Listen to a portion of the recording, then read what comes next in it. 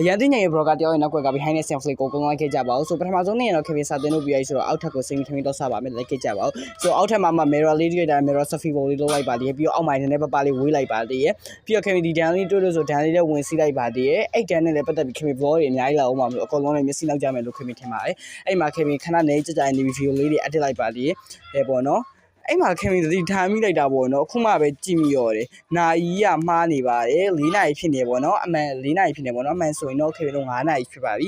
ဆို4နာရီဖြစ်ဘလော့ကကောင်းလဲဆိုလမ်းရှောင်နေအောင်စဉ်းစားလိုက်ပဲလေပြီးတော့ထမင်းစားရဲ့ဆောင်ကိုသွားပါမယ်ခင်ဗျတို့ထမင်းစားကြပါမယ်ဆိုထမင်းစားကတော့အရင် vlog claim ကြည့်လိုက်တော့ဘူးဘာလို့ဆိုတော့အကောင်လုံးပိတ်စားပါမှာဆိုတော့ပါစားတာပါခင်ဗျ video vlog ရှေ့သွားမှာဆိုတော့ပါဆိုအားလုံးပဲစားကြပါအောင်လို့ပြောချင်ပါတယ်ဘာမှတော့မထည့်ရသေးပါဘူးဆိုဟိုထမင်းလေးထည့်ပြီးစားလိုက်ပါအောင်မယ်ဆိုအဲ့မှာလေးခင်ဗျထမင်းစားနေနေလေခင်ဗျရင်းကြိုက်တဲ့မြန်လေးတောင်းလေးတွေ့လို့အကုန်လုံးကိုကြောလိုက်တာပါပြီးတော့ခင်ဗျထမင်းစားပြီးတော့လှုပ်ဆက် share လုပ်ပြီးရဆို sunlight လေးတွေ့လို့ဆိုပြီးတော့ဓာတ်ပုံလေးတွေရိုက်ပြီး vlog clip လေးယူလိုက်ပါတယ်အဲ့ဒီညကတော့ခင်ဗျစာလုပ်တာရယ်လှုပ်တာရယ်ပြီးတော့ zone class တက်တာရယ်ခင်ဗျအလုပ်ဝေးတာရယ်ပေါ့နော်အဲ့ဒီပေါ့နော် brand ကိုreply ပြန်လာနဲ့ပဲခင်ဗျအဲ့တညက်တာပြီးဆုံးသွားပါတယ်ဘာလို့ဆိုခင်ဗျ vlog clip လည်းအရင်မရှိလိုက်တော့ vlog လေးရှေ့ရမှာဆိုလို့ခင်ဗျဒီမှာပဲ vlog လေးရေးလိုက်ပါတော့မယ် bye bye see you next